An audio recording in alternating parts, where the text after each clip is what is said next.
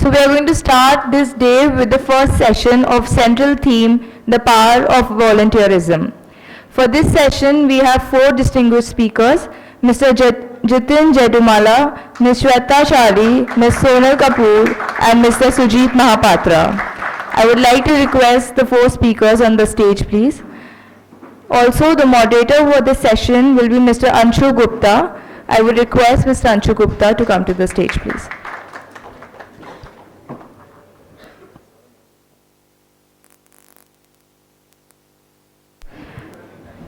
We would like to present our speakers with saplings. I request Akansha to present the saplings to the speakers. To Mr. Sujit Mahapatra.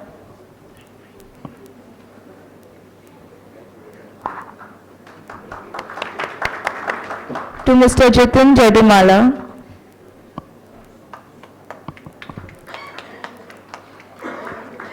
To Ms. Sonal Kapoor.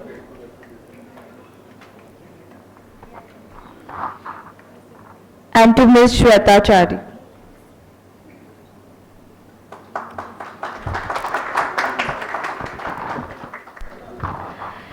If the purpose of a social venture is to make a social impact, the most effective way in which it can do so is by co-opting its stakeholders to participate in and own its own mission.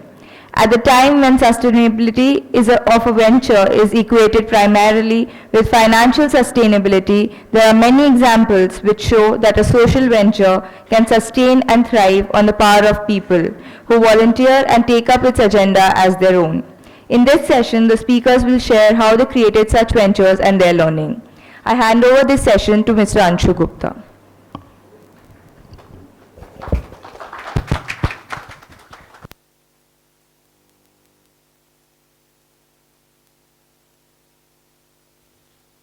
So, I think we have already started. It's about 45 minutes late. Maybe thanks to the good breakfast we had, all of us. So what we'll do, I'll not spend time in introducing people here because it is very well written in this booklet itself. So all of you can read it and we can save some time. Do want to give more time to people because I personally feel that volunteerism and the volunteers as such play an extremely important role. Especially in the organizations like this where we, right from the beginning, we do not have any money to even hire people, or even when we have money to hire people, we need more and more hands to spread and to different kind of jobs. Plus, I mean, if we see our own work, we see that most of the people who are working with us full time, they started as a volunteer and then they joined the sector. Good and bad experience will be, all these people will be sharing. Very small introduction, for Jitin, whose name is wrongly spelled here. He has corrected it there. So he's Nedumala, not Jedumala. That's the difference. And, so if I talk about all these people in one line, so if you talk about Make a Difference, which is such a big movement across the country of youngsters, so, in Hindi as we say, choti choti khushiyan, I think that's what Make a Difference does. If I talk about Sujit has already created Fifth Space. This is what we were talking. He started with a library. He distributes sapling. He collects clothes. So basically, it is a voluntary movement somewhere right now in Odisha, but it will spread further for sure. Shweta, if I see, in our own work, we say कि बच्चे की भाषा खेल होती है. That's what Shweta has done with the toy bank, and very beautifully done it there. Sonal works maybe on the most serious issue, which she will share. It's not easy for someone to earn livelihood and money to run the organization for 3 days, and then 4 days, 24/7, you work primarily with the children of the trafficked women. That's what Sonal does. So over to you. Why don't we start with you only, Sonal? Yeah? We'll try to reduce the timings of all these speakers, but I'll not be a strict headmaster because I want all these people to express as much as possible. Thank you.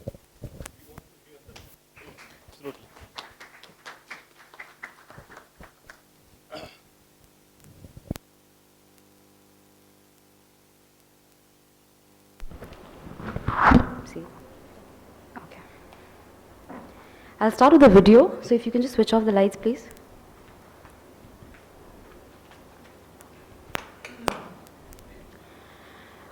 This is a little short video we did with the girls we work for, and just to give you a two-liner introduction about what I do. I work with really little girls, when I'm saying that, from 6 until 12, 13, 14 years of age. And we work basically through 5 pillars of creativity, as we call it. Call it the advertising kira that I'm coming from. So we work with photography, lots of filmmaking, lots of really, really crazy creative work, because the abuse that these girls have faced, or the abuse that the surroundings where they come from harbor, needs a lot of creativity to wipe it off in the first place, if at all it can be. So this was one little project where we were trying to talk about, and we also talk about very, very serious issues. It's not just child abuse, which is one of the biggest issues that these little kids face, but also issues like the fact that they don't have access to toilets, the fact that there are still menstrual hygiene issues, 100 issues. And this was one of those issues that we were working for, where the girls came up together, they wrote a script, they directed the movie and all of that, they acted in it. There's just a little clipper of where it all started from. So you just get to know the creativity of how we end up doing things.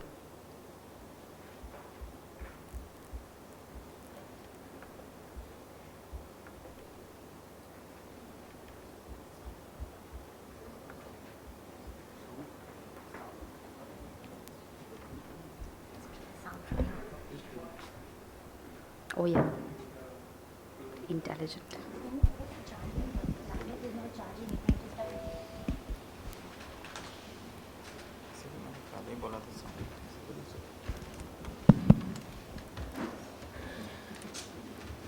All right, we're all set. No? It's not charging anyway.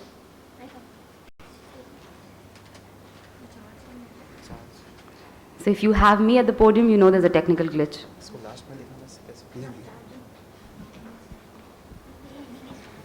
All right.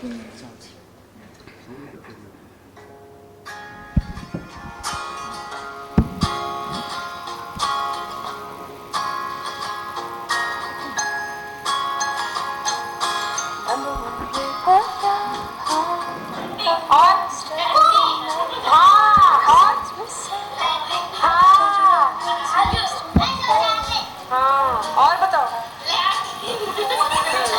और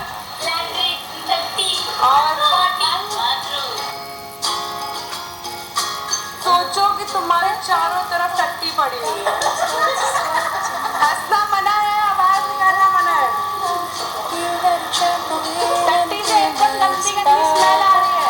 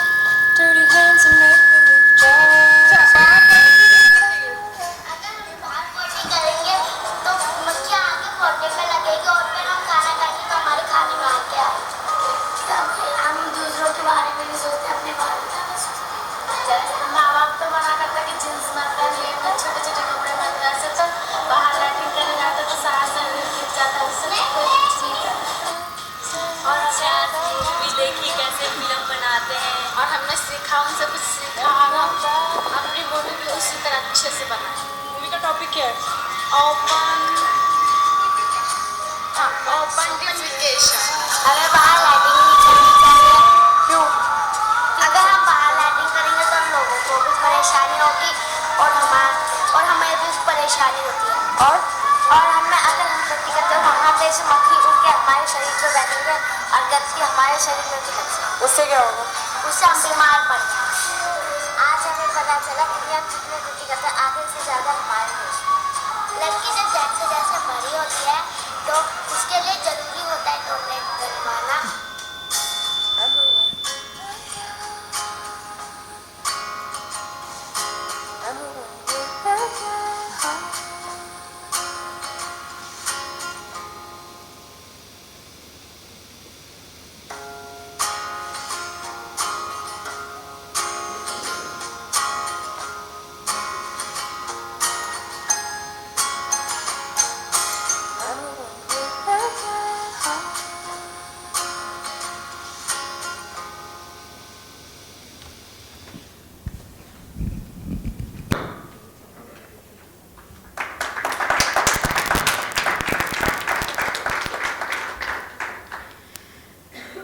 again, as I said, this was one of the issues that we're trying to, tackle.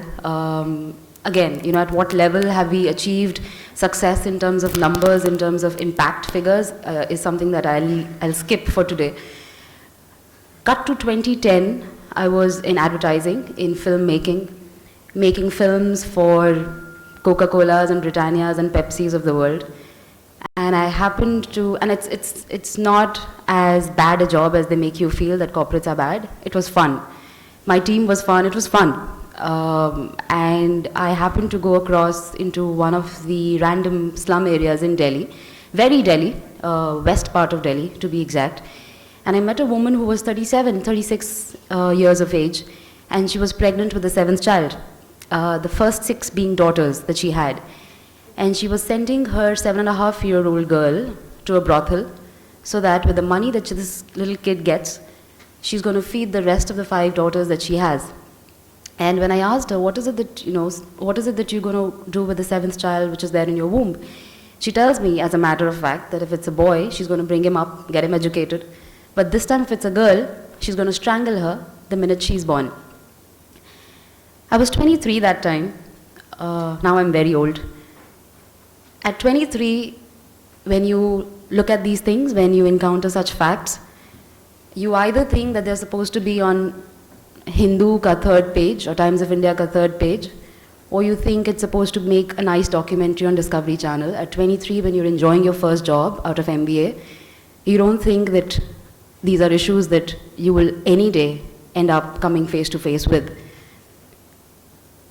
Now, that time, when I saw this little kid walk towards me, so she was serving me full cream doodh ka chai, which is a luxury for the place where I was. She couldn't walk because apparently a couple of days back, some man had used her, for the lack of a better word, and she couldn't walk. Again, at 23, which is pretty much an average age here, I had 2 decisions or 2 options. I could either walk back, say, ठीक है, India में तो बहुत होता है, I really can't do anything about it, or stand there and change things for Julie, for that little girl. I chose the latter. But the problem was, at the grassroots, it'll probably be those 4 or 5 people on 100, who will end up doing things. There's a very little story, I'd like to share, and I think I've shared it to death everywhere.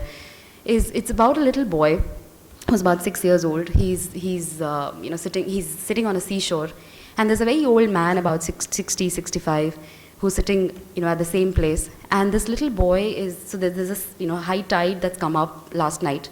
And there are a lot of starfish that are lying on the seashore. So what happens with the starfish is that if they stay out of the water for a long time, they dehydrate and they die, right? So this little boy is picking up every starfish, putting it back into the water. Picking up every starfish, putting it back into the water. And this old man is like, kya kar raha hai yaar? There are thousands and millions of such starfish that are lying, and they will anyway die. And you can't possibly pick up all thousands and, hundreds and millions and put them back into the water.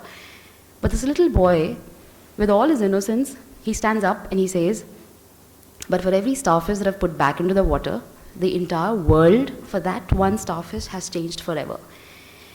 When you're talking with volunteers, when you're talking with young people, I'm very old again, but when I'm talking to young people, a lot of times I feel you have such great passion, but we guys get somewhere disheartened with the fact कितने सारे लोग हैं, in our country. I think somebody gave a very fancy term. I think Anuj yesterday, pseudo inefficacy or something. I don't know, which makes a lot of sense. But the fact is that we have to start somewhere. In the end, there'll be a lot of challenges. There'll be a lot of challenges. But as Robert Frost, I think, he said sometime, if there's something that gets you to a point of having a lump in your throat, which I did have when I met Julie, it's good enough reason to start something.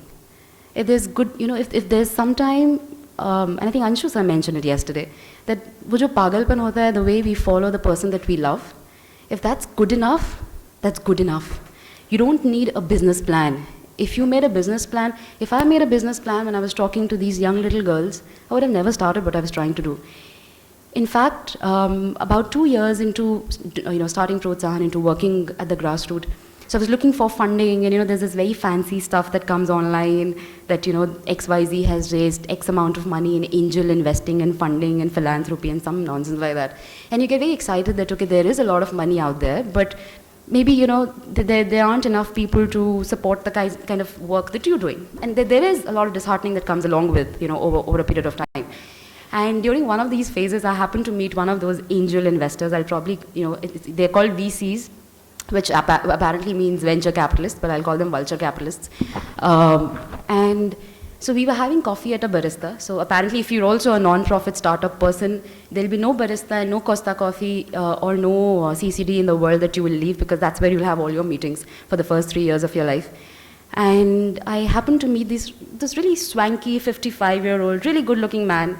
And trying to kind of convince him that why don't you put in some money in Protsahan. And so we were also making a lot of products and stuff. So I said, we will give you back the basic that invest in our organization, but because we don't believe in just blind charity. Of course, there's a certain arm where we work with a little child, and for about 6 months, sometimes you just have to hug that child.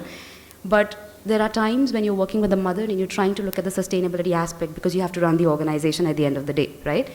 So. And this man tells me, so Sonal, what is the ROI? And that's the first time, one of those first times when I actually understood the meaning of that really word. So that means a return on investment. So what is the ROI that you're going to give me on a 12-year-old sexually abused child if I invest 10 rupees, So can you give me 11.5 rupees back? So he was talking in some of those graphic, I don't know. And as a 25-year-old even then, I couldn't understand, I couldn't comprehend. I was not a Flipkart, for God's sake. I was not an Amazon, I was not a Snapdeal. I was trying to work with kids who need. On markets and marketing, I would like you all to first join me in applauding Professor Shukla in his efforts. And I want a standing ovation. Otherwise, I'll not get a chance.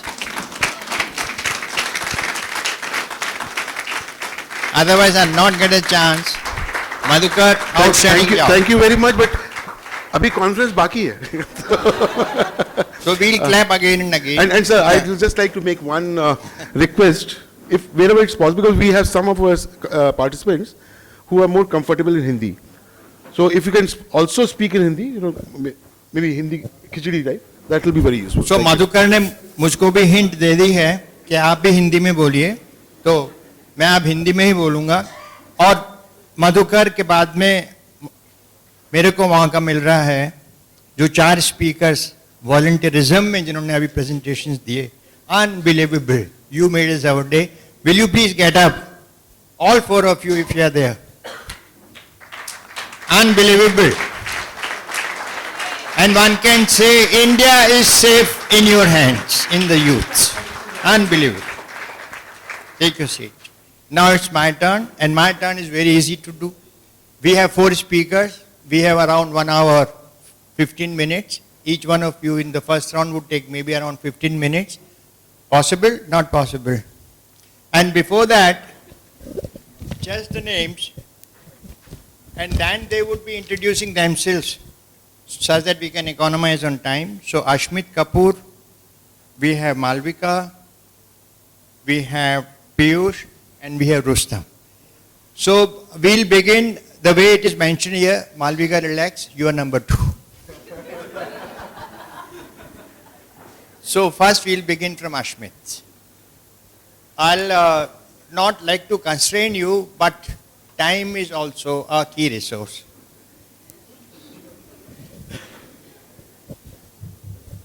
And in case you want, you all can come and sit this side so that you can see the films. Like I'm going to do that, sit that side instead of twisting my neck again and again. Come. So choice is yours. And Ashmit, your time starts now and you've already lost 60 seconds. Right. Can I get a clicker or something? Yeah, so if you just go.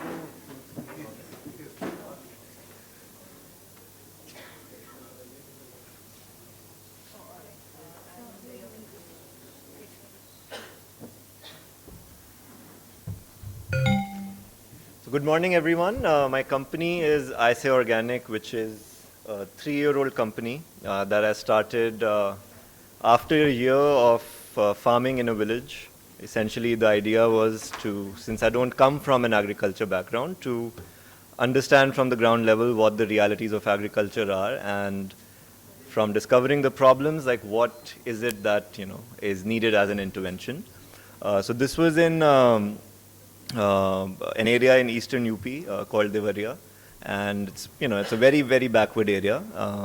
And after the 6-7 months that I spent there, what stood out the most for me in agriculture was the heavy reliance on chemical inputs, right? Which I felt was the main reason which keeps the farmers in debt. The more and more farmers I was talking to, the same issues were coming out, other than also, the low prices, the presence of middlemen and all of that. So I basically took around 2 acres of land on lease, and the idea was to make a demo farm on it, try out organic farming. So essentially just reading lots of literature on organic farming, kaun si input kaise banti hai, and just hiring a few laborers in the village and just trying those things. And to my surprise, like not having a background in agriculture, not having done any farming, we saw amazing results on the farm. So that's where sort of the idea of ISA Organic started coming about, essentially also because the farmers we were trying to convince were not convinced even after the results that we were able to show, primarily because it's too big a risk for farmers to change their method of cultivation, when especially an outsider who they know does not have the financial restraints that they have is telling them to do that.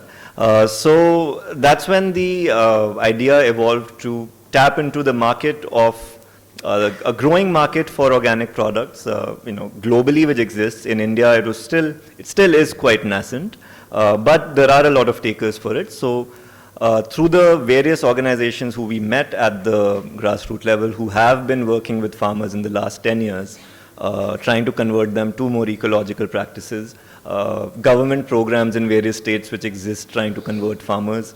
What's really lacking is the market connect. We met farmers who have gotten certified, are not connected to markets, and then after 3 years or so are reverting back to what they were doing earlier, essentially because there's no incentive to continue.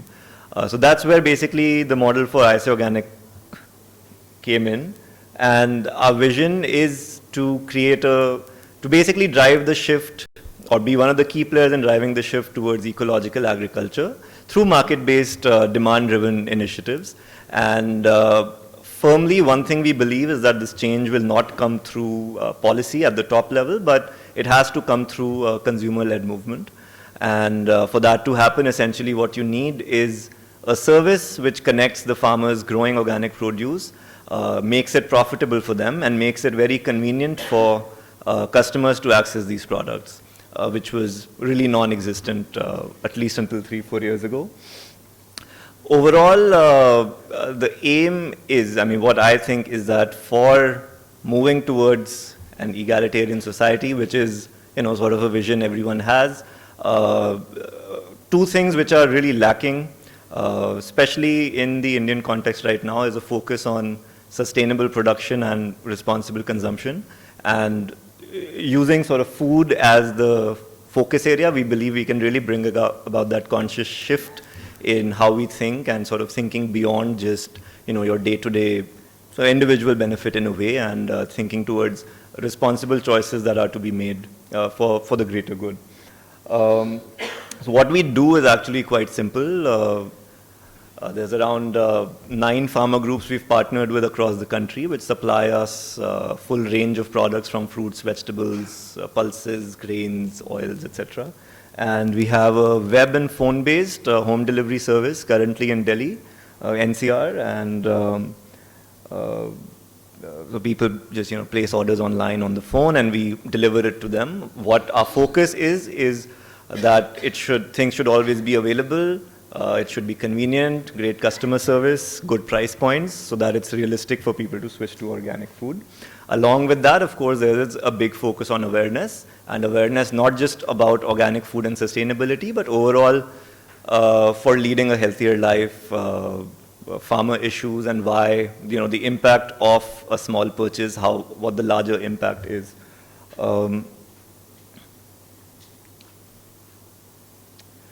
So in terms of the people we target, since this is a session on exploring the markets, so I'll spend some time on this. The takers we have for our products are typically younger professionals under the age of 45. If we look at, when we started, we thought our target would also be a lot of the high income, like, the HNI networks in Delhi, but what we soon found that was not the case. Usually when you have an auntie running a house, regardless of the income level, she is very price sensitive. And even a 5 rupee increase in the aloo she buys is not justified. We see things like people saying, "Hum to, 3 baar ghar mein khana bhi nahi khate hafte mein, we eat out. Our servants eat most of the food, so why should we switch to organic?" A host of reasons which sound really funny at first, but when we hear the same things over and over again, we realize that is the reality. So typically we saw that younger people, especially new parents, make these choices essentially to ensure the best for their children. And in that segment, the home delivery service works quite well. We explored various models initially. We were looking at selling through stores, making a network of these vegetable vendors. But at least in the Delhi context, what seemed to work the best was that to accommodate the busy lifestyle that our target segment has, we have to offer them home delivery and offer it in a way that, makes it very easy. Like the day you order, you get that supply. So our service was really made with that in mind. Convenience, trust, and affordability to some extent. I mean, I won't deny organic is more expensive, but for us, the job is to justify the extra expenditure. So yeah, the total, I mean, there's really no formal number out there, but from my estimates, I believe the Delhi NCR market, at least the addressable one right now, is at 1,000 crores. It's growing quite rapidly. So, I mean, just a sort of market landscape sort of when we started. So we weren't the first service to bring organic fruits and vegetables in Delhi, but there was a few that existed. As I was saying earlier, the problem was that these weren't reliable or convenient. So typically the way we saw the stores would work, and our focus is primarily fruits and vegetables, because that's one thing we saw was not available in the market. So what we were seeing was that people would place an order today. So there's 2 fixed days in a week when you get a delivery. People place an order today, get a delivery 2 days late. The number of unfulfilled orders was high. There was no customer service. People were not notified even if they were not getting a delivery. Most importantly, trust was really lacking. And lacking essentially because one, anyway in India it's very hard to establish trust. Like the first time you go say anything you're doing, okay, I'm selling organic produce, then the first reaction is aise hi bol raha hoga. Like there's no, how do you know it's organic? Why are you selling organic? Why are you? There's a host of questions, and the overall organic industry struggles a lot with this. There's a few relatively bigger players selling across the country, packaged organic products, and they struggle with this a lot. And what we felt is the reason that's lacking is because people don't really talk about their processes and where things are coming from. There's no transparency. So that was the first thing we addressed. We partnered directly with farmer groups. That's something we were very particular about. We did not go through a lot of aggregators that exist which will say that, okay, we work with XYZ farmers and we can get you their products. But if they don't offer us the insight into who these farmers are, where they are, what are they growing, then we are not going to work with them. So that and the other things were, convenience, which I spoke about earlier. So same day deliveries, choose what time you want a delivery. So a lot of focus on the last mile logistics. And the other way we sort of build on trust is constantly talking about the farmers we work with and regularly engaging with our customers through emails, phone, but also events and social media, and constantly also talking about our ideology to create a brand which resonates with trust. So it's been 3 years. In the progress we've made, we have been able to serve over 5,000 houses in NCR so far. as very contrary to typically what e-commerce companies work on. Typically e-commerce companies give discounts to attract customers, but for at least our product, we don't feel that's going to work. If someone orders from us for the first time and never orders again, that's really no use. So our focus is on the awareness bit and also the convenience of the service. So we see retention rates of around 40%, which is quite high for the e-commerce space. And typically we have our customers ordering from us at least 3 times a month, on average around 2,500 rupees a month is what a family purchases. Some of our top customers who've switched entirely to buying all their groceries from us in the 10 to 15,000 a month range. On the farmer side, we have 9 farmer partnerships. Our vegetables come from 250-kilometer radius in Delhi. And then non-perishables essentially come from whichever areas are known to be the best in terms of quality. So our product selection is based on, is basically to maximize efficiency and quality. Around 4,000 farmers in the networks that we're connected, but at the current, in the current scenario, we are sourcing from around 100 to satisfy our requirements. And these farmers have been able to make 40% more than they were earlier through, one, the premiums we pay, and I think impact-wise, the larger impact is also that we pay at the time of collection, and the farmer is not waiting for a few months for clearing their bills. So overall, our product portfolio is at any given time at least 150 products, which is the widest selection, essentially because there's no other brand in the country which is focusing on fruits and vegetables at the moment. But otherwise, as you can see, we have a full portfolio, but 80% of what we sell is fruits and vegetables, because even now there is no other person offering that. We do not sell other brands primarily because we don't have the insight into where those products are coming from, and even though they are certified, I feel that is not enough, and which is why we, again, even though it is a lot of logistical planning and a lot of coordination with farmer groups and working with their terms and conditions, but we go directly to the farmer source to procure everything. Orders, we have a 50-50 split between online and phone, and we soon are launching an app as well. Some quick pictures of some of our products. So I've sort of covered this already.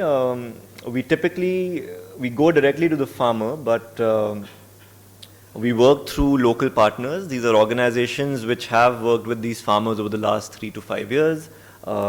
They manage the local aggregation, procurement, the farmer payments, also the sorting, grading at the farm level, for which they get a commission.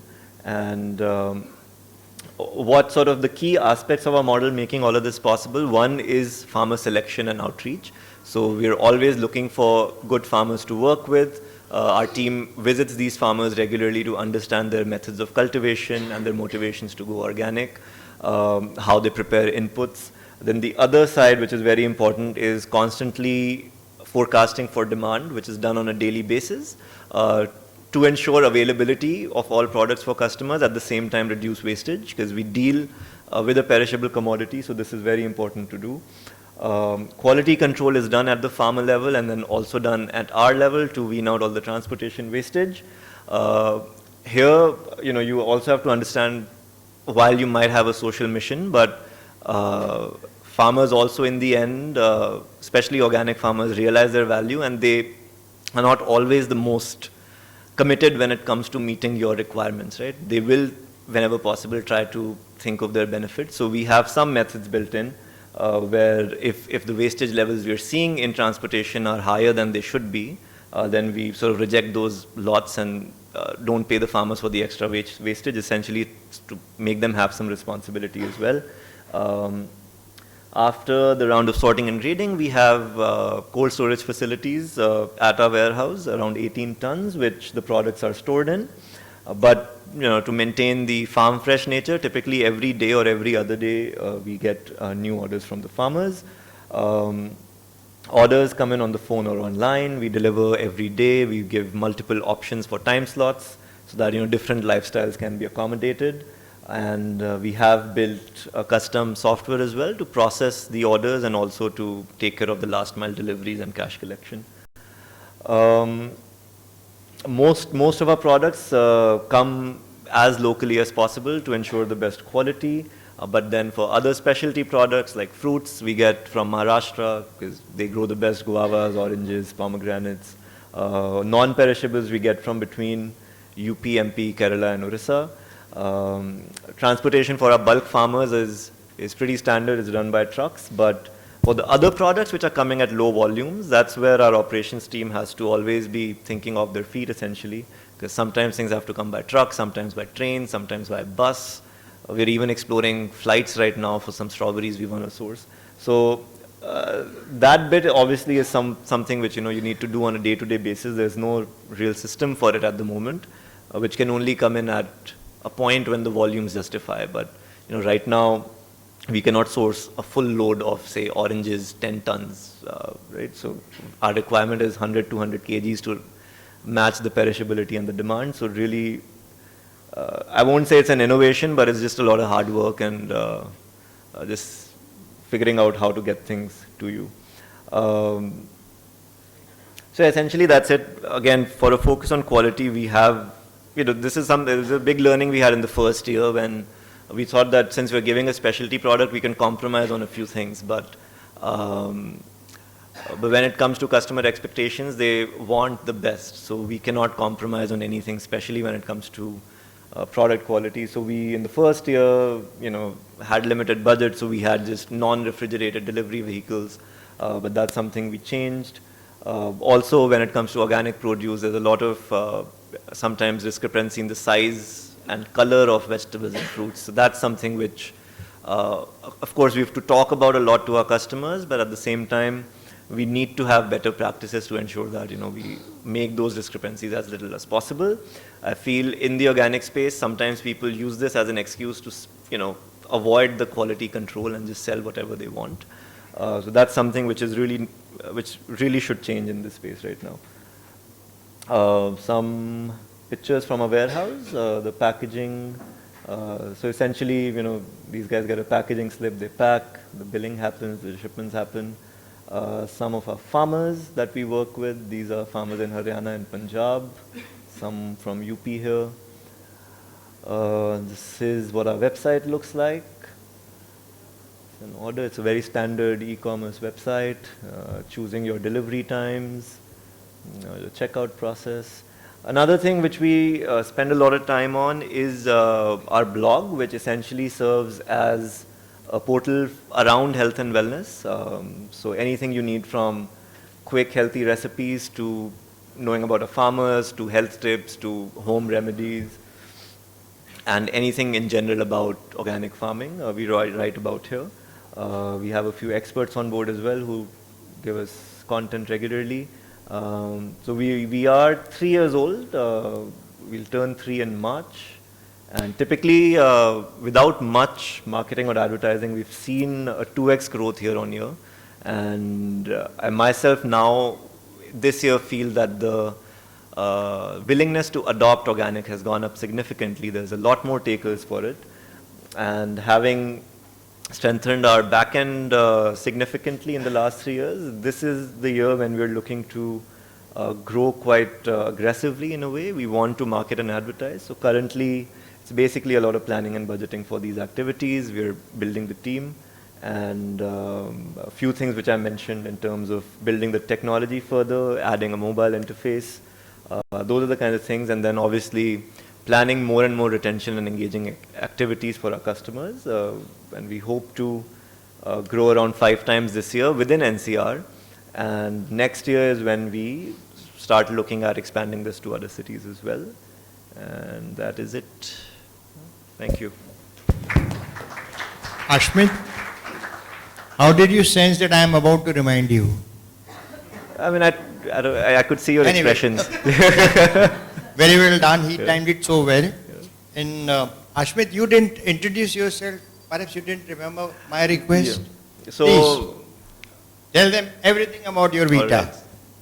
So I've been running IC Organic for 3 years, 4 years if I count the year of farming. Before that, so I'm from Delhi. I did my schooling there. Then I went to Canada and the US for first did electrical engineering. Then I did a master's in entrepreneurship. Lived and worked in San Francisco for a couple of years at a solar startup. And then I tried starting another company there, which did not work out. So I moved back. Spent a lot of time traveling across. I actually spent 2 months with Piyush at Onergy to learn about what these guys were doing. And just through that, basically, the focus on agriculture started coming about. Essentially from, I saw a lot of people focusing on energy, health, etc., but I didn't see a lot of the reverse focus on livelihoods and connecting farmers or, whatever the local industry is, which essentially is farming, to markets to basically develop incomes to a point that people can sort of take control of their own lives. So that's sort of where I started thinking of agriculture and how things happened. Electrical engineer, Yeah. now marketing organic products. Yeah. And marketing of perishables in a country like India is the toughest challenge. And the toughest challenge was first faced by which company? Any guesses? Perishables? And they started in 1949. Suffer? Toughest challenge. It's Amul. Clap for him. Now clap for you also. Sit down. Thank you. Next is Malvika. She first introduced herself.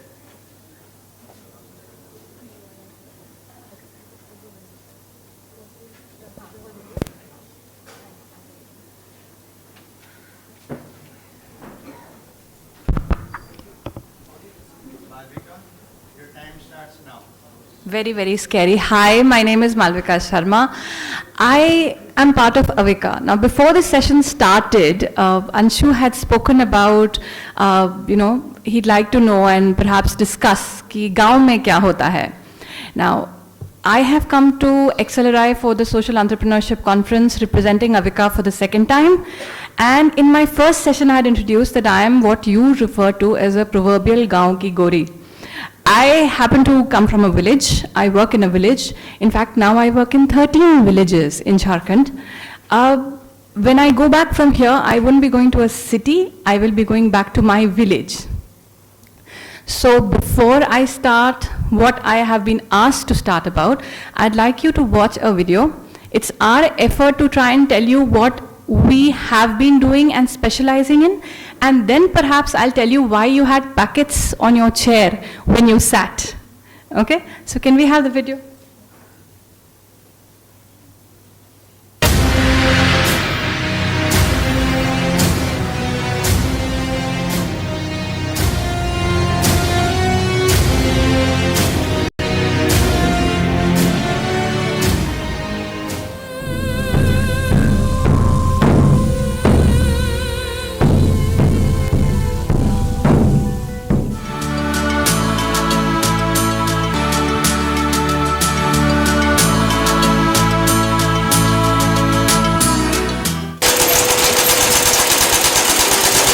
In the midst of the green camouflage, a women group decided to rewrite their destiny. Not only to live for themselves, but to change the way society looks at them. Avika was born. मेरा नाम सोनी कुमारी है। मैं बलापुर जी की रहने वाली हूँ। मैं यहाँ से 4-4.5 हज़ार कमा के ले जाती हूँ घर। मैं इस पैसे से अपने घर का देखभाल करती हूँ।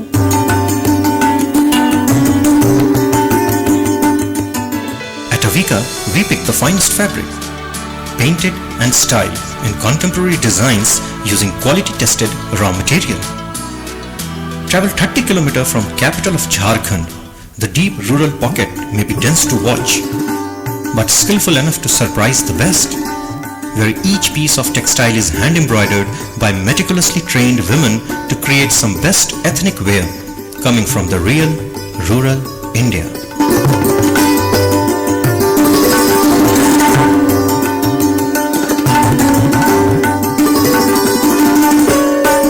मैं अविका में ट्रेनर हूँ और यहाँ पर ड्राफ्टिंग का काम सिखाती हूँ। महिलाएं हमसे जुड़ी हैं तो वो कुछ सीखे और कुछ करे ताकि वो उनका कम से कम 3 से 4 हज़ार रुपये का महीना का कमाई हो ताकि वो अपने घर में मदद कर सके और अपना घर का खर्च चला सके।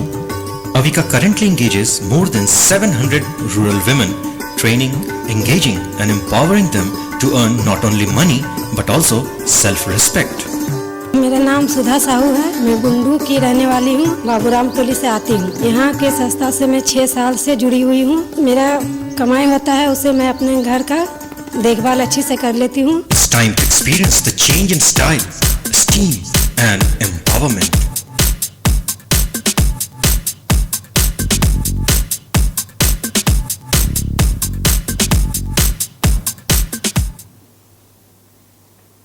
Can we have the PPT now? Okay, so that is what we have been doing and we have been doing it in a very focused way. कल हमने एक दुपट्टा ओढ़ा था जो मेरी महिलाओं ने बनाया था, आज भी मैंने एक दुपट्टा ओढ़ा है जो मेरी महिलाओं ने बनाया है.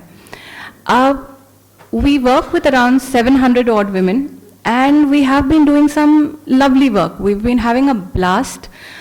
We sell online, we sell in physical retail stores. Now this is what we started doing, and that was when the discovery of what we were leaving out, started. Okay. How do I move this? This one?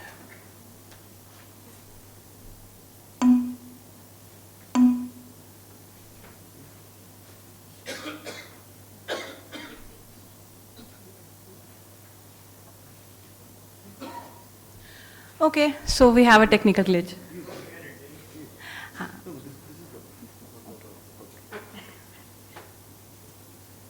Now, Avika essentially means a ray of a sachet को जब साथ में मिलाते हो, it's cheaper to buy one bottle of shampoo. So why don't they buy a bottle of shampoo? क्योंकि they are talking of affordability, right?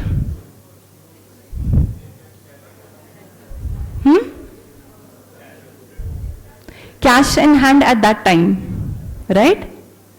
Why can't you think of a village woman being vain? मेरे बाल Dove के सुंदर हैं, मेरे परिवार के न हो, मैं ज्यादा खूबसूरत हूं. Why can't it be like that? Have you ever thought of that? Most of us, whenever we think of village, whenever we think of गांव की महिला, हम ये भूल जाते हैं कि उसे भी सुंदर लगने का शौक हो सकता है ना, and उसे भी किसी और से ज्यादा सुंदर लगने का शौक हो सकता है. If I want to be Aishwarya Rai, so does she. I mean, of course, that is a wrong thing to say, but then that's it. That's reality, yaar. Even with the men, why can't somebody wish to be Salman Khan in, say, Delhi, Bombay or something, and also want to be a Salman Khan in my village? नहीं हो सकता है, बिल्कुल हो सकता है. That's how your movies run. You have such strange, annoyingly made movies, and they run. They are blockbuster hits. You have people, I'm sure, sitting in this audience who will say that I am an Amir Khan fan, but in front of you stands a total Salman Khan big box office fan. I love his movies. Why not? So do my people. Okay. Now, what have we gotten into? We have gotten into ground masalas, we've gotten into khada masalas, we've gotten into pickles and rudraksh. आपके पास जो packet I है उसमें तेजपत्ता के पत्ते हैं, which is the खड़ा मसाला. You have गरम मसाला का एक छोटा सा पाउच, ठीक है, and you have 2 pieces of rudraksh, ठीक है. Now, why did we get into गरम मसाला is also another story. What we started off was कि हल्दी पीस देते हैं, मिर्ची पीस देते हैं, and then we realized कि it is very price sensitive. We cannot begin to even try and compete with what is existing. So we said we will get into specialized masalas. तो हमने गरम मसाला, चाट मसाला, दम मसाला, बिरयानी मसाला ये सब बनाया, ठीक है. आपको गरम मसाला दिया और चाट मसाला नहीं दे पाई because we ran out of dried पुदीना, क्योंकि चाट मसाला में ड्राइड पुदीना की आवश्यकता पड़ती है. And I did not want to put tartaric acid to make the khatta. Okay. Pickles. Nilons का pickles, mother pickles, सबने खाया ही होगा, right? अब किसी ने भरवा मिर्चे का अचार खाया है? It's a red, हाँ, somebody's raised her hand. So it's a बड़ा सा red मिर्ची का अचार with stuffing inside. Now, if you were to eat it at your house, why can't the lady sitting in the village eat it at hers? The question is, can she make it? She might not even know how to make it, boss. Forget about affordability. But can she buy it? Yes. 15 रुपया का एक sachet में 3 piece अचार she can buy. And 3 piece मैं छोटा piece नहीं बोल रही हूँ, वो बड़ा भरवा आता है. It's like this big. Okay? So we started on a lovely journey of busting a couple of lovely myths that we have for rural women. Now this is for everybody who's gone to a village and worked but has not lived in a village or who has not gone to a village. Okay? And all of us have, especially the social entrepreneurs, they know what I'm talking about because certain myths get busted. So first was rural women will not spend on masala, crap, bullshit, if I may say so. They do spend on masala and they buy. Because not every woman is a good cook. Please put it out of your mind.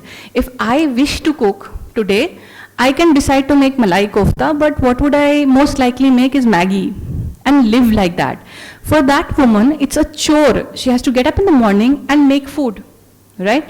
So she doesn't like to cook perhaps. I mean, how do you know? Forget about not liking to cook. She might not know how to cook. ये भी तो हो सकता है ना. Why do you say कि हमें रोटी बनानी नहीं आती है लेकिन गांव में जरूर आती होगी? Why that kind of mentality?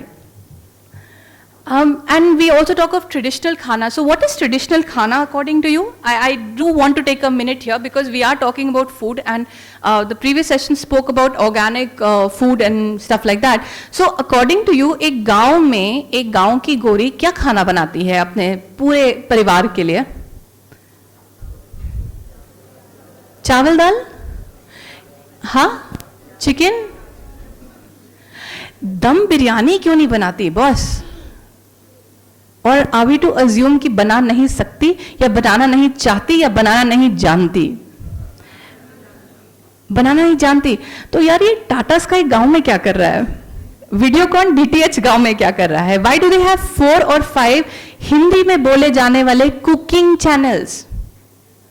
Is it for us sitting here or is it for the 80% of the population which resides in rural India? कभी सोचा है? Think about it. Think very practically about it.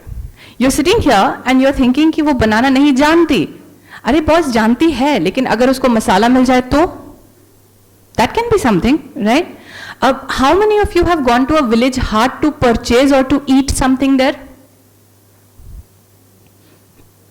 हाथ थोड़ा सा? Okay, some of you. Do you know Jharkhand today has chaat, that is golgappa, right? We had a clip of golgappa eating. You have chowmin and you have littis sold at every nook and corner. You sneeze तो एक ठेला वाला बना के ready रहता है. क्यों? यानी लोग खाते हैं.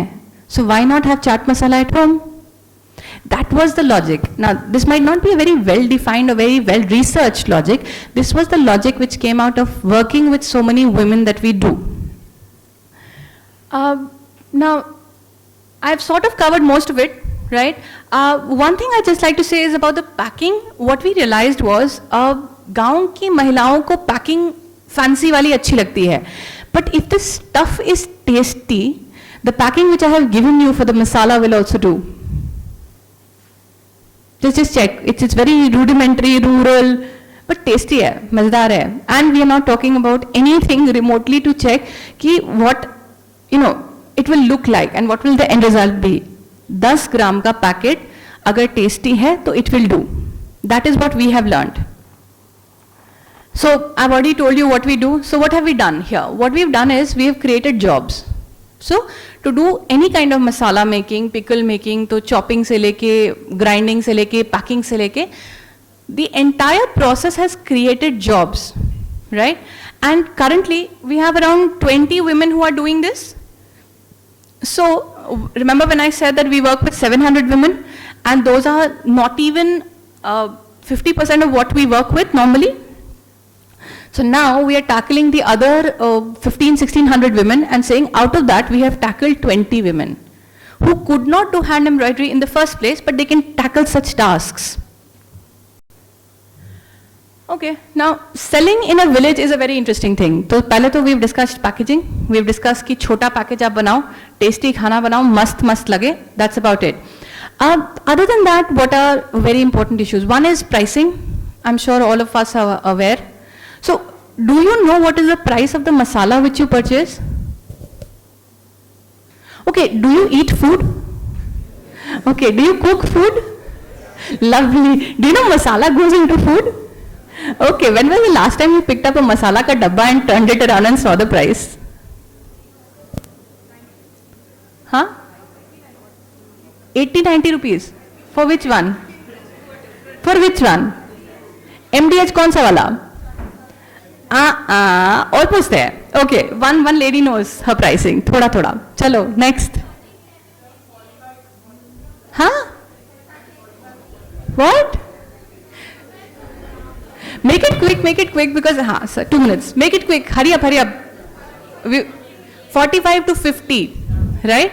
Currently, for garam masala, the going rate is between 68 rupees to 80 rupees for 100 grams, depending on which brand you buy. जो आपके हाथ में छोटा सा सैचेट है, छोटू सा, वो करीब ज़्यादा नहीं 10 रुपया का है. So as a village woman, would you buy that? Cheaper, tastier, चलेगा, okay? Now, where we are grappling, where we are facing a huge challenge is actually doing the supply chain, that is we make, and it is supplied to each village hut, and you have to keep quiet at the back, yeah? All of you, folks, on my right side and on my left side, stop talking to each other, please. And I'm being very class teacherish, I'm sorry, sir, but then please listen, seriously, a lot of thing has been put into this. So, one of the challenges which I want you guys sitting here as the audience to help me ideate about is how do I get the channel of marketing done? That is something which is very important. And my final slide is our BTW moment at Avika. We actually run a village mall. Now, what is it different from a normal dukan? If you can go to a Spencer and a Big Bazaar and walk inside and purchase from there after touching and feeling the product, why can that not happen in a village? And why does every village shop need to look like a kirana ka dukan? So we've tried that. We are sort of breaking even, and at some stage we'll have 10 more of such malls. So this is another very interesting thing we've tried, and I wanted to share it at this platform because I want some of you to ideate and help me to, pull in more plugs here. And Dhanyavad, thank you so much. Lovely talking to you. Thank you, Malvika. We would wait for the questions and answers later. 2 more speakers now. One is, the gear is changing. Piyush, will you first introduce yourself?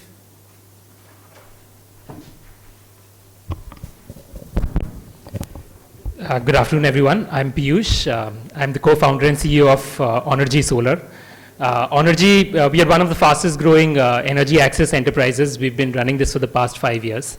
And then I'd just like to specifically stick to the theme about getting into unexplored markets. And I think personally, also, I would definitely like to say that my entire journey has always been to challenge myself, to get out of my comfort zone, and that's where you kind of find these unexplored markets. Started with studying economics, but really didn't figure out on what I really studied in college. Finally thought that, okay, investment banking sounds very cool, so let's do that. After some time, got bored of it, so started looking for international jobs.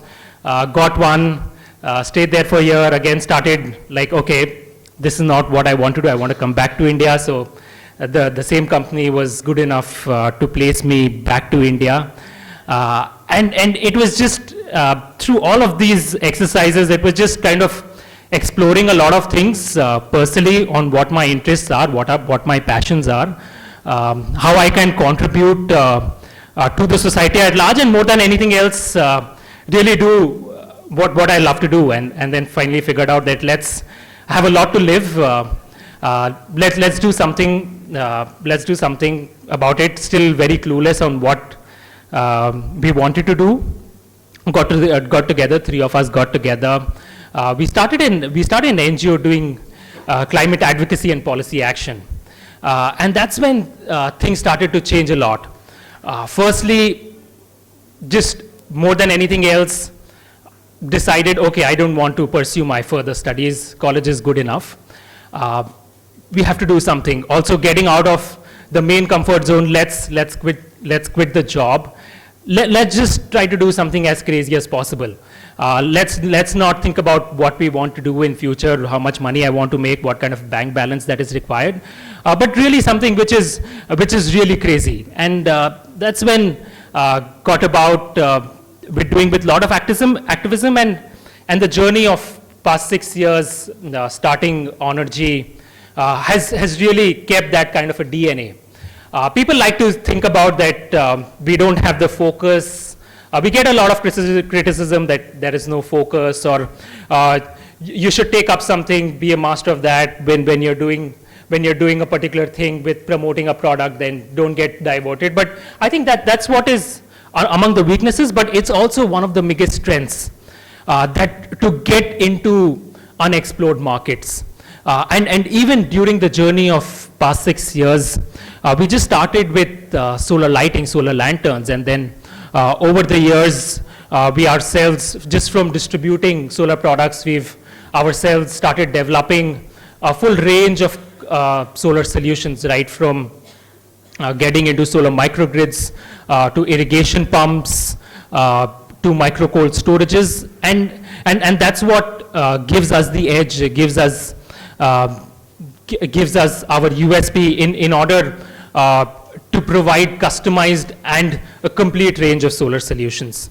And just getting before that, I mean, there are of course some incredible things that have also happened in my personal life, and especially coming over here, I start feeling a little bit old.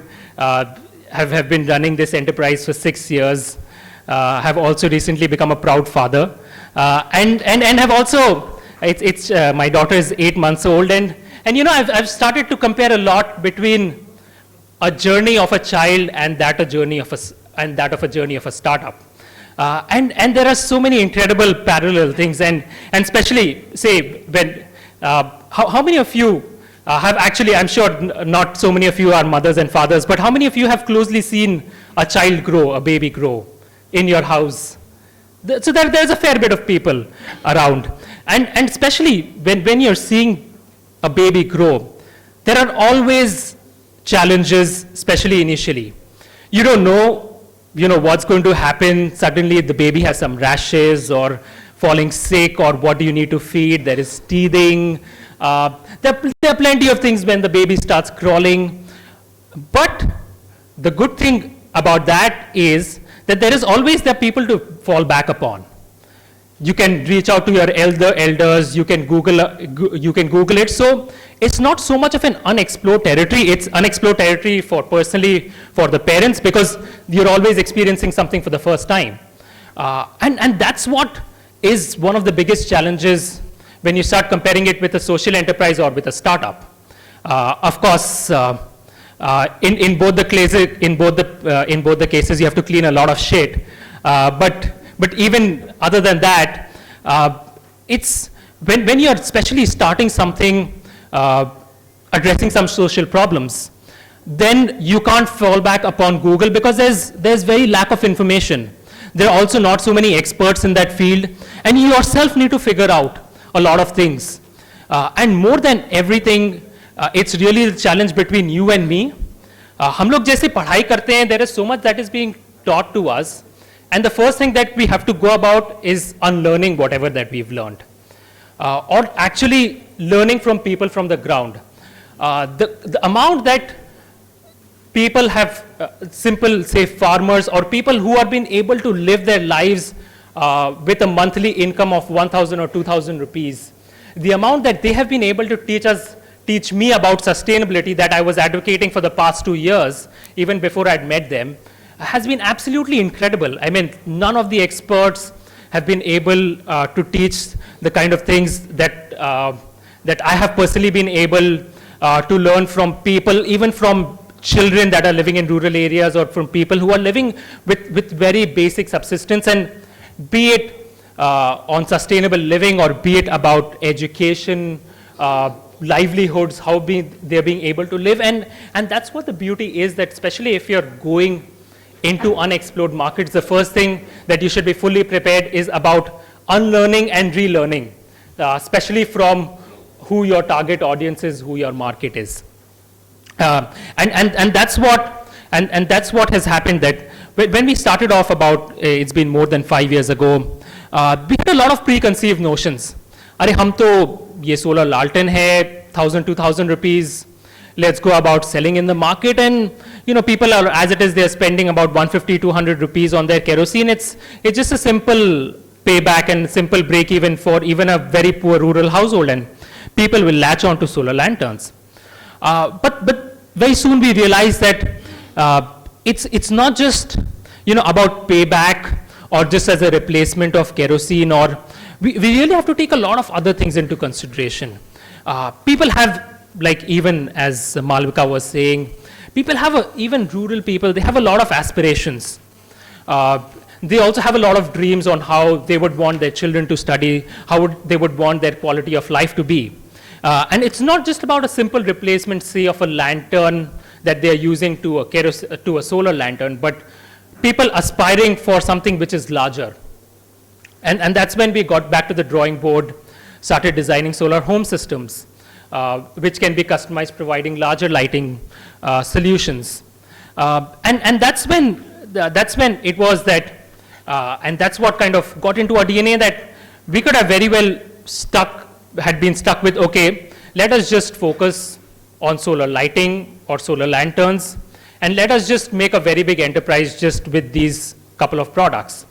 But there was always this urge to do something more. And that's when we started connecting that how energy can play a role to solve other social problems in rural areas. Of course, there are plenty of problems, and energy would just be a means to an end. There are problems with education, livelihoods, health, what have you. And how can energy play a role?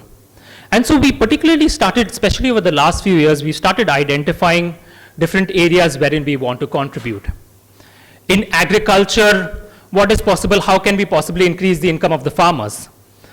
What can possibly we do? And that's when led us to question if we can provide solar irrigation systems, if we can provide micro cold storage solutions for agriculture, which is running on solar. Why can't we do that? Of course, one of the biggest challenges to providing anything with clean energy with solar is that it becomes expensive.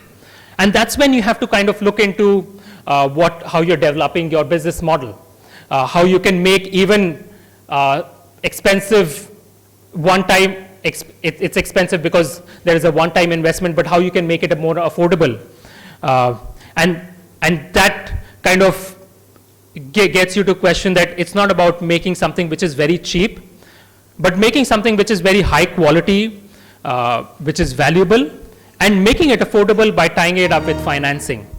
So kind of innovating on the different financing models, be it with tying up with banks, with microfinance institutions, actually developing capacity with these financial institutions to provide loans to rural households, be it with aggregating self-help groups or farmer producer companies within a group, providing loans to them so that people can actually afford even expensive solutions.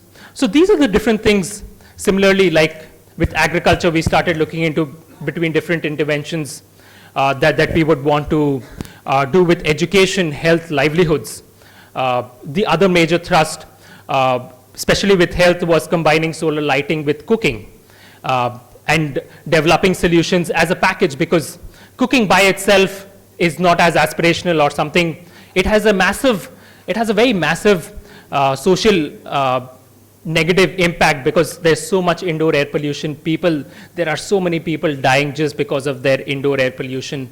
But at the same time, as a product to sell is very difficult. So kind of combining solar lighting with cooking and promoting it as a package. Similarly, looking at doing different things with education, launched a program with energizing education, as we call it, and people in urban areas crowdfunding to adopt a school or a college in a rural area and providing lighting facilities to those schools or colleges. Especially with livelihoods, looking at setting up microgrids and seeing how we can power up cottage industries. So these are the things the interventions that we wanted to look into, because ultimately the idea was not just to become a product company who just has a lighting product, and at the end of the day you are just selling a product, but what is actually how you're actually supporting sustainable development and overall developing more capacity and more income and creating assets in these rural areas. And looking into a more holistic way, impacting when you have various different, full range of energy solutions, and that's what can really bring about change. That's what can really bring about different practices, more innovation into these places. And with whatever work that we do, the first and foremost thing is just listening to the customer, understanding their needs, and from them only we get so much inputs that it just makes it a lot more easier without having some preconceived notions. And that's what has been core focus at Onergy. Currently, we are one of the leading energy access solar enterprises working in West Bengal and Odisha. We are one of the leading players in these two states. We are also expanding into Jharkhand. It's definitely Jharkhand. It's been extremely challenging as well, because especially with the kind of infrastructure available, with the banking system or with the entire social network, we've not been so successful as of now in this state. But that's what is the beauty. In order to accept what are the challenges that are on the ground, whatever different failures, and learning from those failures and developing the organization.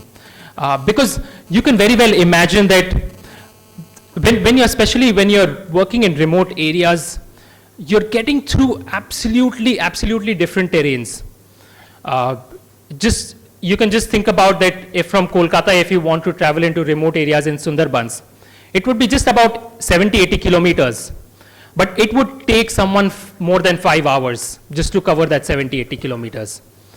First, you have to take a train. From the train, then you have to get into a rickshaw. After the rickshaw, then you have to cross a boat. From the boat, then again you have to take a hand rickshaw. Then probably you have to cross another, get on the boat, and then finally walk down and reach to your customer's place. And similarly, that's the bottommost part of Bengal. And on the topmost part, you have the Himalayas. And you can imagine the challenges on just getting products into the hills, getting batteries, which kind of spill over, getting from one hill to the other. There are just incredible amount of challenges just getting into different areas, and which our team is currently doing. And people with different, because the different regions have their own set of challenges, and people have their own needs and their own demands.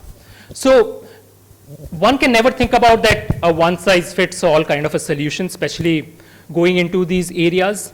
And that's when the need comes about to have these range of solutions, because something that works in Sundarbans would definitely not work in the tribal pockets of Santhal region in Jharkhand, or would be appropriate in the hilly regions. So kind of understanding what are the needs and requirements of the people, again, without thinking about having something that, okay, I have this product and this is what is right for you, but really learning and understanding from our customer as we go about into uncharted territories. And that's what would be my advice for you all, that don't get bogged down by some preconceived notions, or this is what I want to do in life, or this is what I want to do, but always keep challenging yourself, always keep thinking about what you can do differently, where life would want to take you. And if you want to get into unexplored markets, don't take your life too seriously, don't take your work too seriously. Otherwise, you'll just be bogged down in your own comfort zone. Just enjoy what you're doing, have a good time, and just take challenges head on. Get out there and have a good time. Thank you. Thank you, Piyush. There'll be many questions, I suppose, but it's a matter of when Rustam finishes his talk, and when you people raise your hand, say, "Sir, aap khana khana hi padega."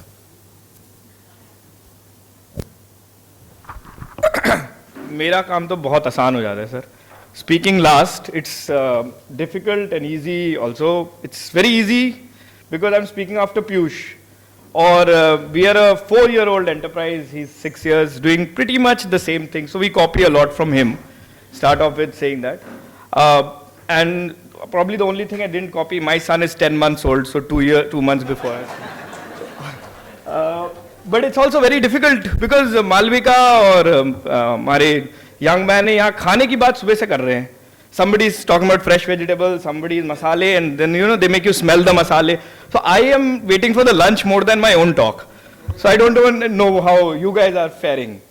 So I'll keep the presentation part very short. It's very fast because Piyush has said most of the things, same old. Listen to the people. If you don't listen to the people, obviously they won't buy what you're selling, right? You innovate on the last mile. You'll make thousands of mistakes, but that's how life is, and that's how the whole boon advocacy is. A little bit about my introduction. My name is Rustam Sengupta.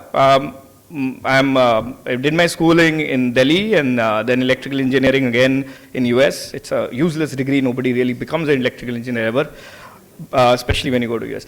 And then I worked in US for a little while, then moved to France to do an MBA because the French landscape is very beautiful, and so are the people.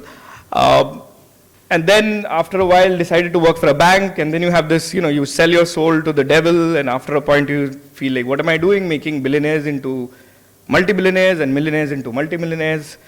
So then you come back and you try to do something you've never done before, with people you've never worked before, and with solar which you've never used in your own house. So brilliant. So that's why we said it's a boon, because we can't credit in calling ourselves anything bigger than that. We've done fairly okay. Again, we've energy access company, now it's a huge team, 7-8 offices, lot of products. Again, it's not a product company, like I'm just quickly going through what Piyush said. The mindset is, let's design energy as a support system for the last mile. Everything needs energy. We are sitting in a room, it's kind of funny because we are using probably, kitna hoga sir, 3-4 kilowatt at this moment. One of my microgrids, which is 2 kilowatts, sir, powers 40 households. And ये तो daytime है, धूप इतनी अच्छी निकली है. So that's the funny part, that the use of energy into anything which is productive or makes sense in the rural areas is very, very limited and very, very small. And we kind of deal with it from the supply side. That can we increase the intervention of energy into rural processes, rural families, rural businesses to actually increase their productivity manifold. And we've been fairly successful. We've just closed a round of venture funding earlier this, and we've raised some money. We've electrified a fair bit of households. And I put this in the front because they say first they ignore you, then they laugh at you, they fight you, and then you win. I think I'm trying to make you laugh, so I'm still in the second stage. I hope at no point I have to fight with XLRI people, because that is not a fight I'm looking forward to. And then hopefully we'll win. So Anshu Bhaiya is here, he knows me from all the 4 stages. First, he tried to ignore me, but couldn't. Main to ghus gaya ghar pe. And he laughed a lot at me, but I hope he's still laughing. So we've been through all the stages, we've grown well.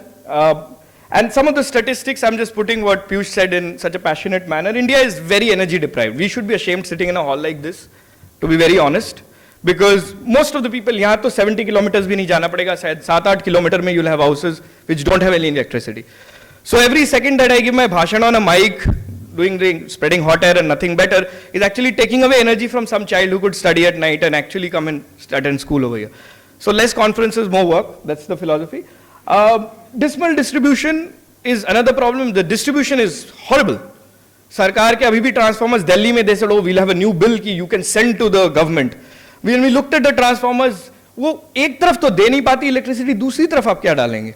So it's a joke. We have, the storage systems and the distribution networks that we have in 1960s, उसमें अभी भी कहीं-कहीं board है जहाँ, the signature is Indira Gandhi's and all. So it's a joke how we have done it, and it's getting really, really expensive. It's getting really, really expensive to produce and distribute solar. And we were talking, and suddenly now it is the time to talk of ultra mega scale. अब छोटा तो रह ही नहीं रहा. So, Bund is evaporating at the talk of all these ultra mega scale hot air, कि 400 megawatt का project लगेगा, 4 नदियाँ भग जाएंगी solar panel से. But, somehow we have a struggle, keeping our identity. And there's a severe shortage of trained people. So when I came back, I'm sure Piyush, your stories are probably more intense, but we were the guys who used to put the solar panels and actually wire the things. This is not, it's not kids stuff, and I know Malvika, you spoke so well about it. So a lot of these things require skills, requires training. And there's no training. Which institute trains us on, you know, actually setting up an electricity distribution system? We have more soft skill training institutes. You know, we'll tell you how to do better presentation. We'll tell you how to, you know, do better fashion, whatever. We hardly electricians. I mean, so the joke is I went to a top college, jo I se shuru hota hai, egocentric I se. And then, you know, the way I told them, bhai, earthing ka wire kyun lagate hain? And you know what the answer was? Sir, kyunki diya hota hai teesra wala. So, I mean, so this is the kind of electrical engineers we produce, and I'm one myself, so I can make fun of them. And so there's a severe lack of these guys, severe lack of service station. Bechna to sabko aata hai. We all know how to sell, right? You have perishable goods. We all know how to sell. Servicing nahi aata. वो तो Airtel को मैं अभी phone करता हूँ, and I pay such a huge bill. वो 50 तो connection मेरे दूर दूर तक जाते हैं Airtel के साथ. HDFC में मेरा FD है, मेरे को तुड़वाना है, मेरा पैसा है. They make me go through so many hoops of customer service. So गांव में तो और भी बुरी है. This is like a little shack which we have. It's actually the first one we set in Bengal. We failed miserably, and thankfully he's doing the hard work over there. So we moved to what we thought was a better state, UP and Rajasthan. All the best with going to UP. And there's a reason it starts with U, because सब कुछ उल्टा होता है वहाँ पे. So we said we'll have 3 policies. We'll have 3 quick policies to set the whole thing up. We'll promise service. Sale हो ना हो, हम service तो करते रहेंगे.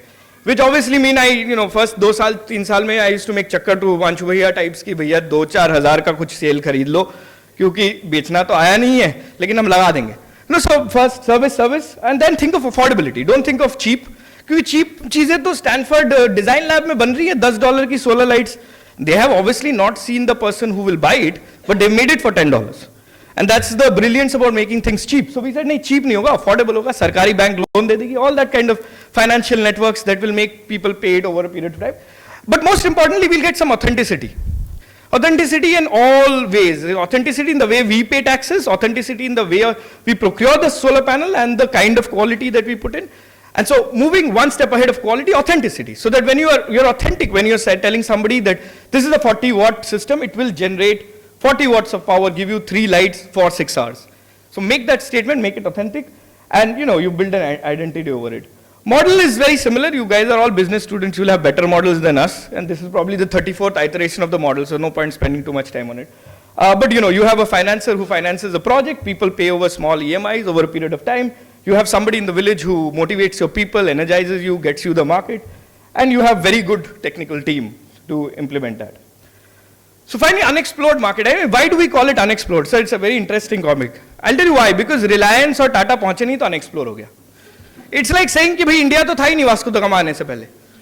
So this is the, when I saw the topic, I said it's very intelligent topic, but it's really not unexplored. There are enough markets in the village. I mean, Malvika just told us, I'm going to take a lot of your masalas home. That there are a lot of these, the markets are already flourishing. The people have demands, they have needs, they have supply chains, they've worked it out. You are an intervention, be very clear. You are an intervention with an idea, thinking you're going to increase the productivity. Why is it required? The reason it's required is because there is a competitive market which is growing faster. There is a competitive supply chain which is growing faster. So if I service people who are living in South Rajasthan, in Udaipur, Dungarpur area, the tribal people, I do it because if I don't service them and if they don't read and write, if they don't improve in quality, there will be a mining company which will uproot them from their home and move them to some other place. So there is a competitive reason why interventions are required.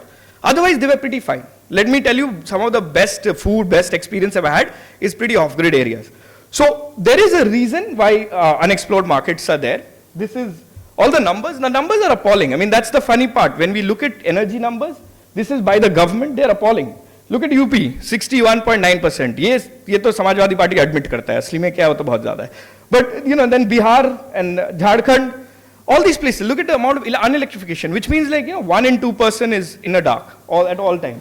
Very shameful, especially shameful when we spend too much. So unexplored market, how do we do in terms of talking about the business structure of it? First thing first, understand the customer, so do a customer segmentation.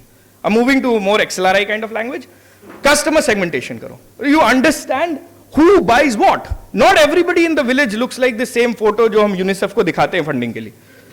Not every बच्चा is trying to study in the solar. मेरे बच्चे तो TV चाहते हैं.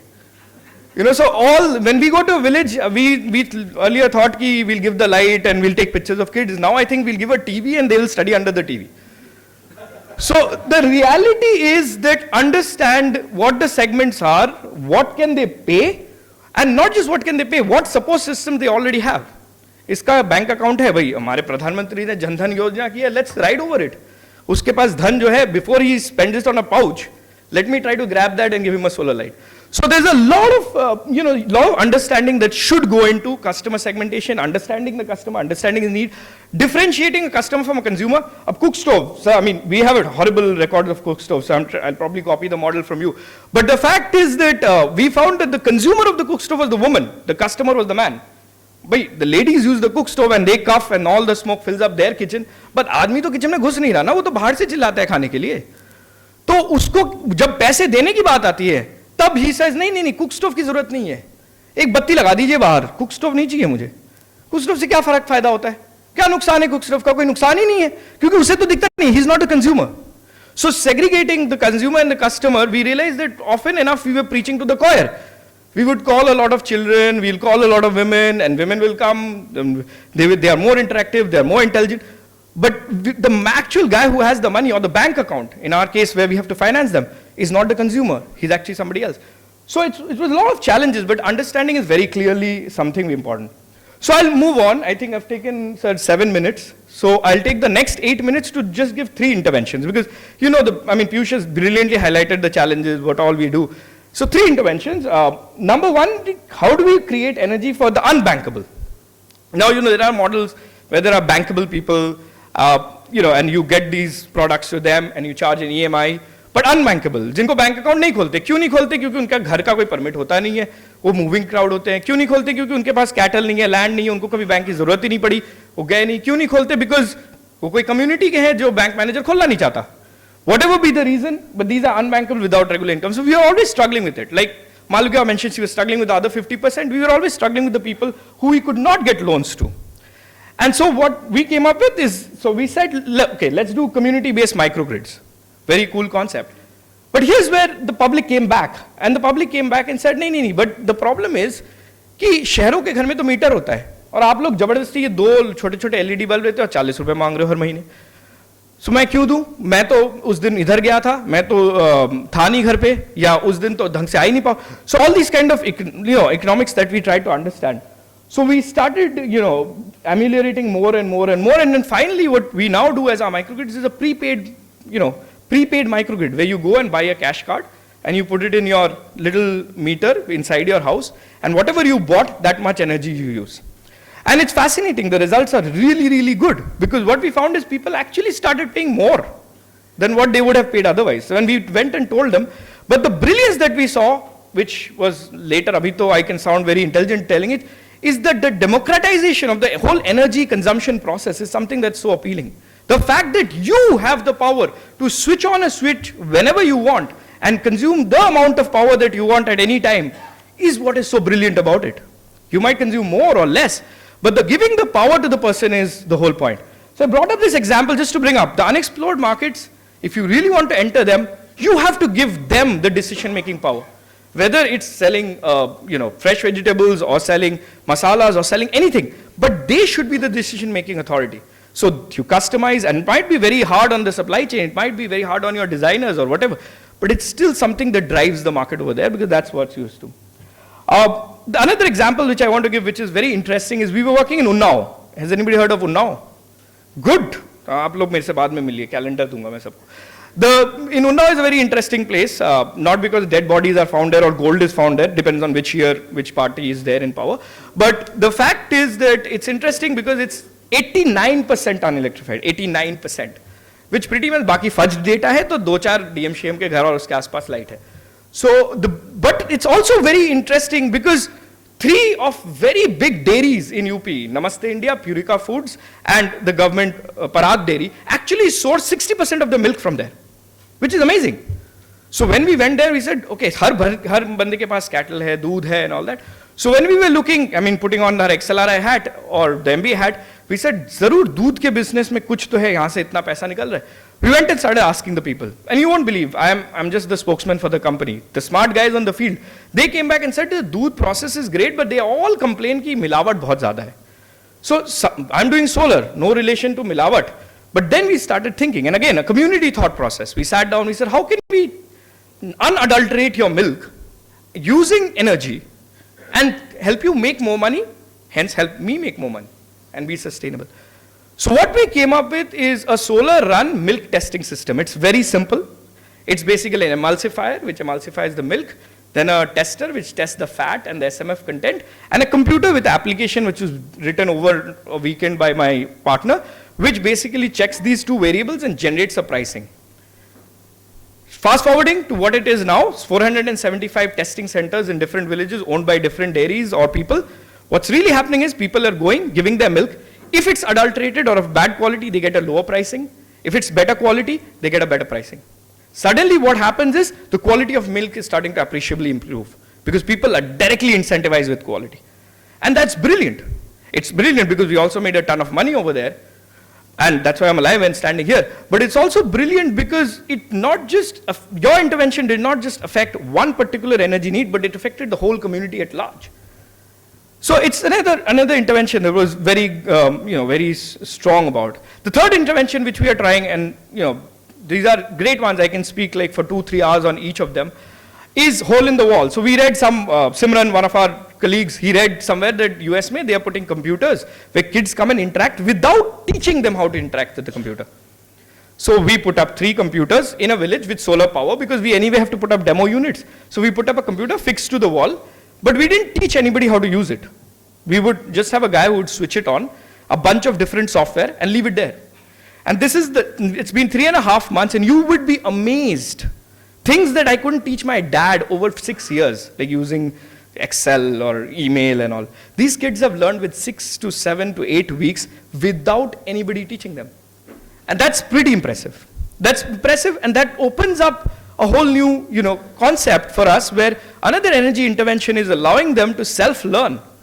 So they go, they play with the computer, they open Paint or PowerPoint or something, they start drawing, somebody opens Word, starts typing, somebody opens, and it's brilliant. So we would just get an impact assessment done, to make it more fancy and raise money with it. But the fact is that it's a big, huge intervention which is affecting. So 2 or 3 different interventions, just building on whatever the previous speakers spoke about, but building on the fact that energy is an intervention, it is an intervention which opens up the unexplored market, but it's very hard. And that's my parting note. It is super hard because if it wasn't hard, then the Tatas and the Reliances would be there. If there was money to be made, if there was the fortune at the base of the pyramid, then I would really be fortunate, right? Or, somebody would have gone and looted that fortune till now. The problem is unlocking the value at the base of the pyramid. It's very, very hard. So it takes committed effort, it takes a very good year, it takes a lot of patience. The wonderful part about Sir inviting us over here is getting to meet the other fellow entrepreneurs and really noticing that, it's their patience is far, ahead of you, and they've put in their life into it. So it's the brilliance is about the patience, the hard work, listening to the community that really brings it in. And finally, just sticking on and doing it. You'll be wrong most often, and then you're probably right if you're wrong most often. If you're doing something right, I get suspicious. So in the end, this is the cliched movie line. It's always fine in the end. Think that and go ahead. If it's not fine, then it's not the end. Thank you. Thank you, Rustam. May I request all the panelists to be on the...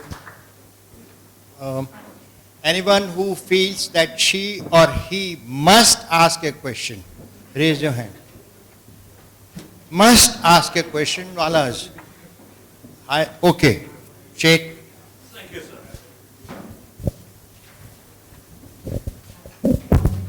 My name is Himanshu, and the question is addressed to Ashmeet.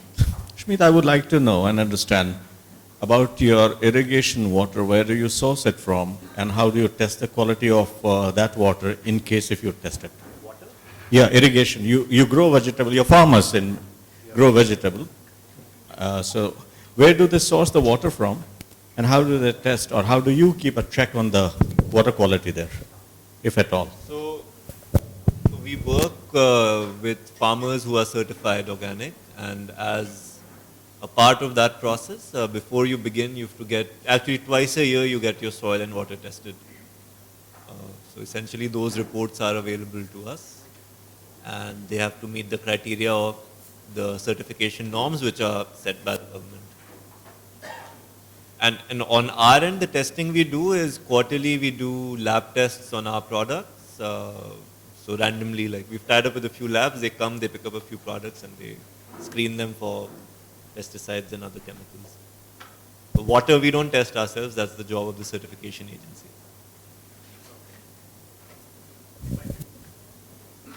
Anybody else? The volume is, anyone else? Yeah.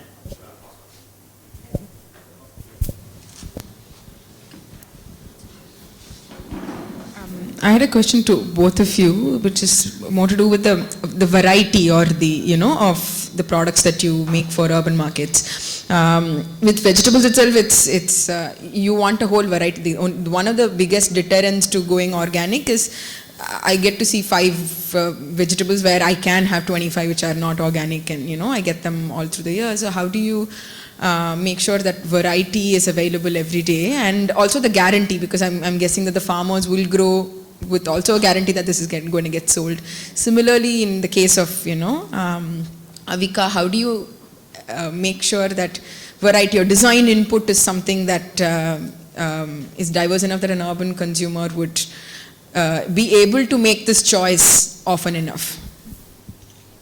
So variety is the first thing we focused on. So the only way to do it is to have complementing farmer groups in different agroclimatic regions. So as I was saying, our vegetables, the seasonal vegetables come from Haryana and Punjab essentially. For off-season vegetables or for salads and other more interesting things, we have to go to the hills. So we have a few farmers in Himachal and Uttarakhand which supply that.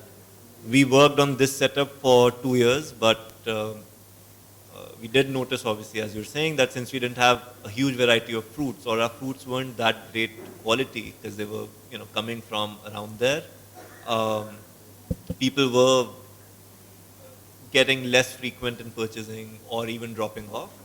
So then, at that point, we couldn't have managed sourcing from, say, Maharashtra, just because volumes were so much smaller.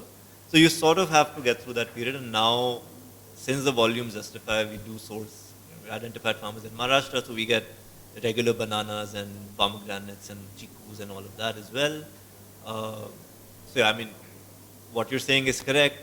Variety is what most organic retailers, at least in the fresh segment, face as an issue. Primarily because they work with one dedicated farmer group. And as I was saying, the ideology which a lot of retailers push sometimes, I feel, comes from laziness also, in the sense that most organic stores will try to convince you to eat only seasonal. So I'm not going to deny the health benefits of eating seasonal, but that's also too much of an expectation out of the consumer. We're used to eating a few things throughout the year, be it leafy vegetables, salads, cauliflower, broccoli even. So you have to look at your supply chain, essentially. As far as we are concerned, we sort of cheated. We were already working with around 700 odd women, so we asked them to tell us exactly what they ate and what they wished to eat and what was the kind of chatak swad that they liked. It was as basic as that. So we started on a front foot. We already knew what within that entire audience, what we could sell. So it started with garam masala. Then the second thing we came up with was chaat masala and sabzi masala. And then we realized that we were already having so many TV connections everywhere in the village. So everybody used to watch all these Hindi wala cookery shows and ask us questions, कि ये बनता कैसे है? Now, they have these elaborate cookery shows where they show कि ये खड़ा masala इतने amount में लीजिए, and it's like a long process. So they asked us, why can't you just help us do that? So now we also have तरह का bhunawa masala and all. So around 7 or 8 masalas we did. So for us it was relatively easy. As I said, we cheated. So we asked our ladies directly and they told us. So. Anybody else? Nobody is uneasy on the chair? Okay. So time to sum it up. I have been, friends, I am a student of marketing for last 45 years. Perhaps this was the best lesson of marketing that I learned today. Please join me in applauding all these young professors. Excellent insights in marketing, in developing markets, and superb examples, and I'm sure I'm going to quote in my classes and I'm going to go back to them. The second is today seems to be day of electrical engineers. Everybody who did engineering also made a confession that I am an electrical engineer and I did not understand anything about electrical engineering.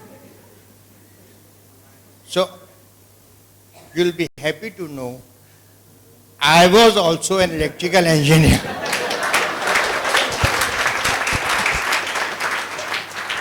And you'll be shocked to know that in spite of not understanding anything of electrical engineering, I taught electrical engineering for 3 years before I joined my MBA class. Anyway, this is on the lighter side. We need to once again applaud in a usual XLRI manner in which in a classroom setting I request my students such that, the roof should collapse with your claps. So while we are...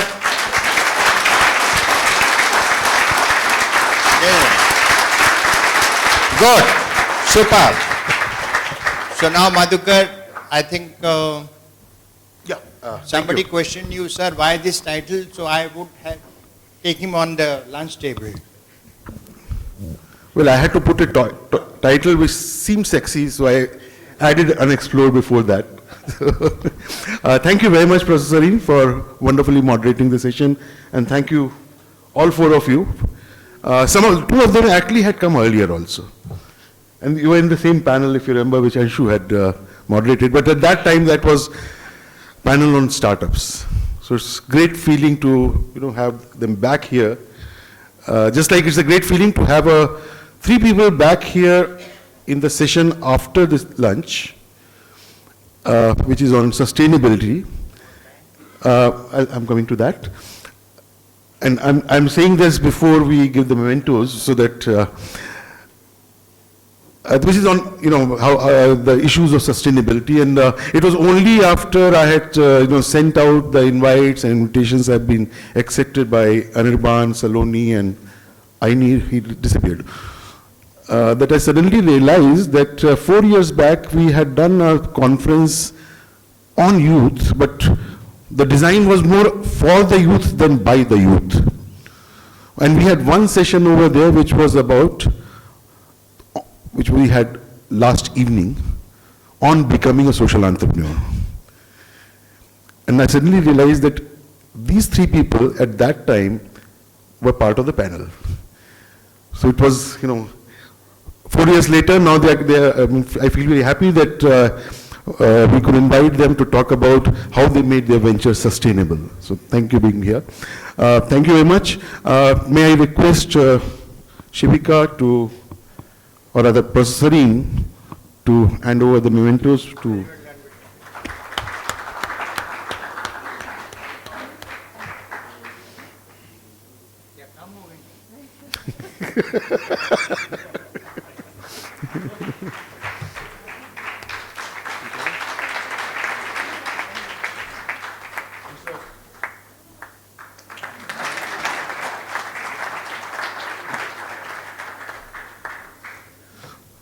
So as you can see, we are very much on time for lunch. What time did you come back? Yeah, so since it's 1:30, I think we'll have a quick lunch, so come back after about an hour. 2:30 we will be here, 2:30 sharp we'll start over here. Thank you.